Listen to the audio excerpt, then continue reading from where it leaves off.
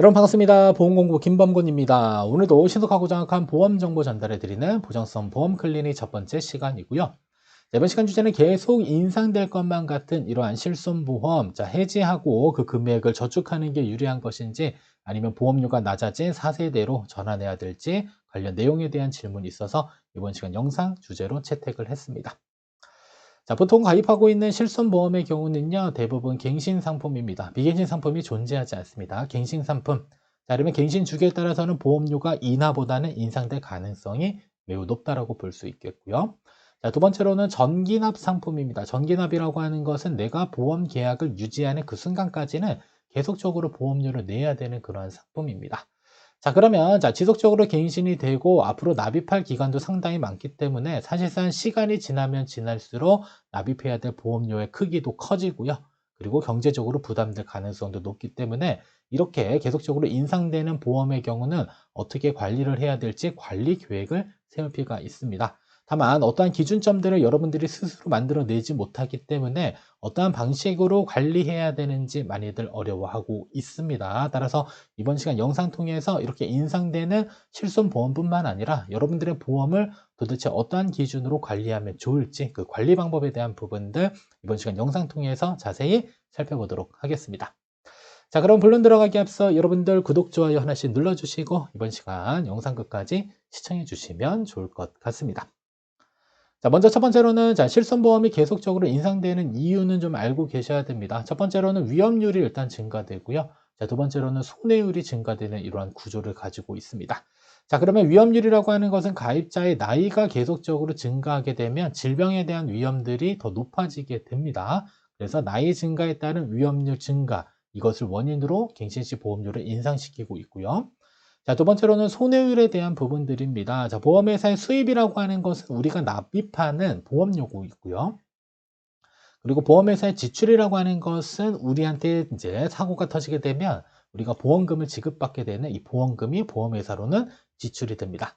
따라서 보험회사의 보험 수익과 보험 지출을 비교했을 때 뭐가 더 큰 거죠?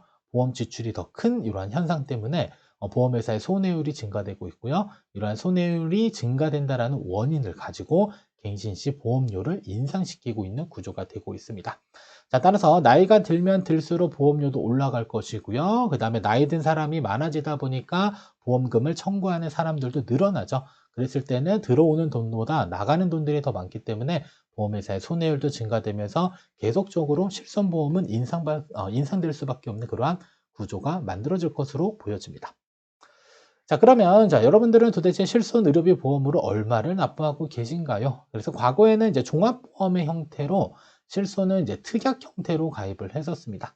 그래서 실비로 얼마 내고 계세요라고 물어보면 어떤 분들은 난 20만 원 내는 것 같아, 나는 30만 원 내는 것 같아 이렇게 표현을 하시는데 사실상 20만 원 또는 30만 원이 실손에 대한 특약의 가격이 아니고요.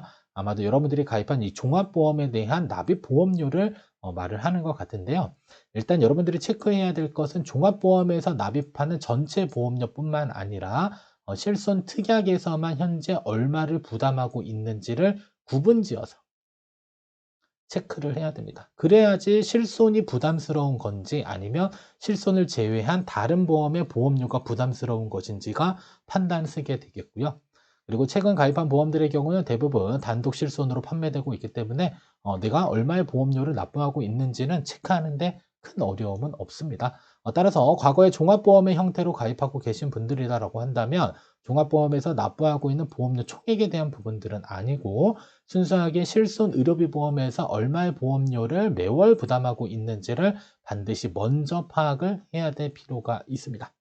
아셨죠? 따라서 종합보험의 형태로 가입하고 계신 분들이라고 한다면 종합보험 총납입보험료와 그다음에 실손 특약에서 납입하고 있는 보험료를 차감해서 실손과 그다음에 실손 이외의 보험에서 얼마를 부담하고 있는지를 각각 구분지을 필요가 있을 것 같습니다. 세 번째로는 매월 납부하고 있는 보험료가 부담스럽다면요. 일단은 보장의 우선순위를 체크해야 될 필요가 있겠고요. 아래의 우선순위는 제가 생각하고 있는 저의 우선순위입니다. 그래서 저는 1순위를 가지고는 이제 실손 의료비 보험은 무조건 필요하다라는 주의이기 때문에 돈이 없더라도 실손은 일단은 가입을 하는 게 맞다라고 보고요.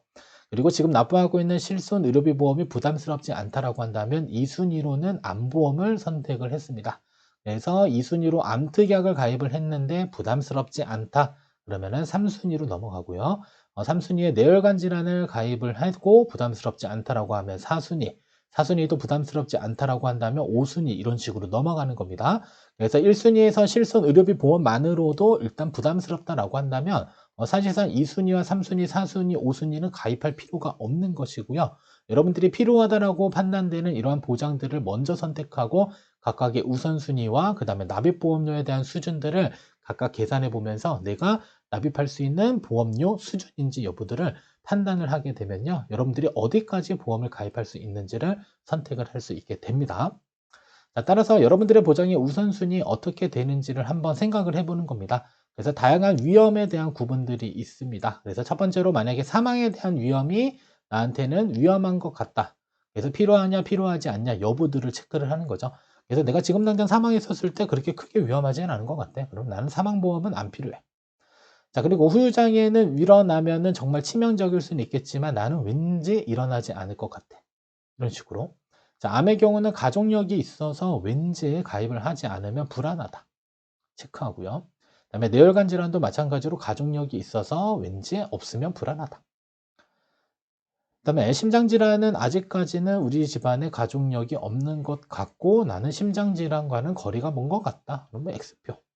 그리고 입원비 및 수술비 등 치료비는 왠지 필요할 것 같다. 동그라미. 그리고 기타는 여러 가지 여러분들이 생각하고 있는 다양한 치료를 받아야 될 여러 가지 보험들이 있을 수 있잖아요. 그런 보험들을 기록을 하면 됩니다. 따라서 필요하지 않다라고 선택한 것들을 제외하고요. 자, 일단 암에 대한 부분이 하나 있었고, 그다음에 뇌혈관 질환에 대한 게 있고, 심장 질환에 대한 게 있고, 그다음에 치료비에 대한 게 있었습니다. 그래서 이 중에서 여러분들이 어떠한 순서대로 우선순위를 정하는지에 따라서 여러분들이 보험료를 납입하는 기준점으로 삼아야 됩니다. 그래서 나는 치료비가 1순위다라고 하면 얘가 1. 저는 암이 2순위라고 생각했으니까 2순위는 암, 그다음에 3순위는 이제 뇌혈관 질환, 그다음에 4순위가 이제 심장 질환. 이런 식으로 해서 여러분들이 필요하다라고 판단되는 이 판단 기준은 다 다른 거예요. 남을 따라할 필요가 전혀 없습니다. 우리나라 3대 사망 원인이 암, 뇌, 심장 질환이라 할지라도 사람마다 다 다른 겁니다. 아셨죠? 그래서 남들의 우선순위보다는 여러분들이 생각하는 보장의 우선순위를 먼저 선택을 해야지 여러분들 스스로가 의사결정을 내릴 건데, 그죠? 그래서 이러한 우선순위를 잘 만들 필요가 있겠고요. 자, 다음은 보험료 수준을 정할 필요가 있습니다. 그래서 일반적으로 내가 납입할 수 있는 보험료는 이 소득 기준의 몇 %도 있고요. 아니면 금액 기준으로 정하는 경우도 있습니다.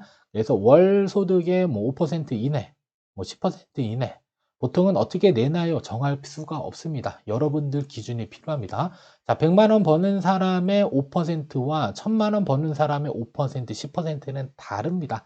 따라서 각각 선택할 수 있는 기준점들은 여러분들 스스로 마련하시고요. 그리고 금액 기준으로도 매월 얼마까지만 보험료를 납입하는 게 내 생각에는 적당하다고 본다. 이게 바로 뭐가 될 수 있냐면 보험이라고 하는 건 비용입니다. 그래서 한 달에 내가 벌어들이는 수입 중에 얼마까지만 비용으로 보험을 가입하겠다. 이러한 결정에 대한 기준이 있어야 될 필요가 있습니다. 자, 따라서 보험을 많이 가입하고 보험금을 많이 받는 것도 사실 중요할 수도 있지만 중요한 것은 필요하다고 판단되는 보험을 끝까지 유지하는 게, 그래서 많은 보험료를 부담해서 끝까지 유지하지 못할 거라고 한다면 사실상 어떠한 질병이 언제 찾아올지는 우리가 예측을 할 수가 없습니다. 그렇죠? 그래서 적정선에서의 보험료를 납입하면서 끝까지 유지할 수 있는 것들을 선택하는 게 훨씬 더 나은 대안이 될 수 있다는 점 참고로 알고 계시면 좋습니다. 자, 따라서 보장의 우선순위와 보험료를 결정했다면 필요한 특약들, 여러분이 가입한 보험들 쭉 꺼내가지고요. 필요한 특약들 각각의 체크해서 리스트 작성하시고 그 다음에 각각 특약에 따른 보험료를 계산을 할 수가 있습니다. 그래서 합계보험료 한번 계산해 보시고요. 자, 그리고 불필요한 특약들 쭉 한번 체크하면서 리스트를 작성하고요. 얘네들은 이제 삭제를 할 계획을 세우는 겁니다. 그래서 보험료의 합계를 계산을 하는 겁니다. 자, 그러면 필요한 특약과 불필요한 특약이 만들어지게 되면 상당 부분 보험료는 줄어들 수밖에 없는 구조가 되어지고 있고요. 이러한 줄어드는 보험료를 여러분들 어디로 끌고 가면 좋다? 미래의 의료비를 위한 저축을 하시거나 아니면 어떠한 특정 목적에 맞게 활용을 하시는 게 더 나은 대안이 될 수가 있습니다. 따라서 여러분들이 가입한 보험을 이제서 한번 꺼내 보신 다음에 특약을 한번 조정을 해보는 겁니다. 필요한 것과 불필요한 것. 그리고 나서 보험료가 부담되는지 여부 등을 충분히 확인해 보시고요. 자, 유지 가능한 것과 유지 불가능한 것을 자, 구분한 다음에 다시 한번 보험료를 계산을 해보는 겁니다. 그죠? 그래서 내가 필요한 특약만으로도 유지가 불가능할 것 같다라고 판단이 쓰시게 되면 훨씬 더 필요한 특약 안에서도 재조정이 필요한 구조로 만들어질 수 있겠고요. 아니다, 불필요한 특약만 줄이더라도 나는 충분히 유지 가능할 것으로 예상된다라고 한다면 이 필요한 특약만으로 보험을 끝까지 잘 유지하게 되면 여러분들 나름의 보험료도 줄이면서 여러분들이 필요로 하는 보장을 받을 수 있게 되는 구조가 만들어지는 것입니다. 자, 만약에 유지가 불가능하다라고 한다면 이때는 최하위 우선순위 특약을 하나씩 삭제하면서 유지 가능한 보험료 수준으로 보험료를 낮춰야 된다는 점 꼭 기억하셔야 되겠고요. 자, 우리가 많은 돈이 있다라고 한다면 사실상 많은 특약을 넣고 많은 보장을 받으면 좋겠지만 현실적으로 우리가 발생되는 수입에 대한 부분들은 무한이 아니잖아요. 유한입니다. 어느 정도 정해져 있기 때문에 정해진 금액 가지고 최대한의 효율을 뽑아내는 게 가장 중요합니다. 자, 그러면 앞으로도 계속 인상되는 실손보험 어떻게 해야 되는 게 중요할까요? 자, 앞으로도 계속적으로 인상될 것으로 다들 인지를 하고 있습니다.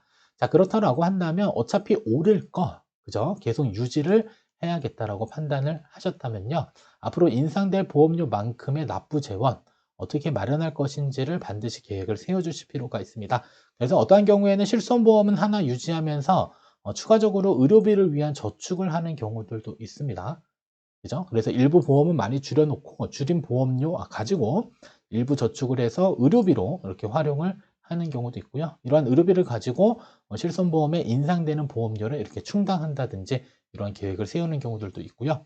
아니면 보장은 줄어들지만 4세대 실손으로의 전환을 충분히 고려를 해볼 수도 있습니다. 그래서 4세대 실손의 경우는 여러분들이 이용한 만큼, 그러니까 보험금을 청구한 만큼 보험료가 인상되는 이러한 구조를 가지고 있기 때문에 사실상 4세대 이전 실손의 경우는 단체보험의 속성이 있습니다. 그래서 여러분들이 가입한 회사의 손해율이 높아지게 되면 그 모든 손해율에 대한 부분들을 가입한 그 가입자들에게 전가되는 구조인데 4세대 실손은 그렇게 구조가 되어져 있지는 않습니다. 자, 근데 4세대로 전환하려고 한번 살펴봤더니 또 뭐라 그러냐요? 대부분 나쁘다라고 하죠. 그래서 4세대로 전환하면 자기부담금 일부 증가하고 보장받을 수 있는 범위가 축소되는 것은 맞습니다만 결과적으로는 장기적으로 유지를 끝까지 하는 게 훨씬 더 중요한 것 아니겠습니까? 그래서 지속적으로 기존 보험을 유지했을 때 경제적인 어려움을 겪을 수밖에 없다라고 한다면 그냥 하루라도 빨리 보험 점검하고요. 그리고 우선순위 만들어서 특약 조정하시고 자, 그래도 보험료가 부담스럽다라고 한다면 실손 부분에 대한 부분들 반드시 4세대로 전환해서 유지를 하는 것도 괜찮은 방법이 될 수가 있습니다. 그래서 다른 세대의 실손보다는 보장 내역과 자기부담금이 일부 증가하는 것이지만 기본적으로 발생될 수 있는 의료비와 치료비에 대한 부분들은 충분히 보상받고도 남을 그러한 보험이기 때문에 나쁘다라고 판단하지는 마시고요. 여러분들이 납입할 수 있는 여력의 범위를 초과한다라고 했었을 때는 그때는 4세대로 빨리 전환하는 것도 하나의 방법이 될 수 있다는 점 꼭 인지하셔야 되겠습니다. 자, 여기까지 시청해 주셔서 감사하고요. 여러분들 보험 상담 필요하신 분들 댓글창에 댓글 한번 확인해 보시고 신청해 주시게 되면 관련 내용에 대해서 상담 충분히 진행해 드리도록 하겠습니다.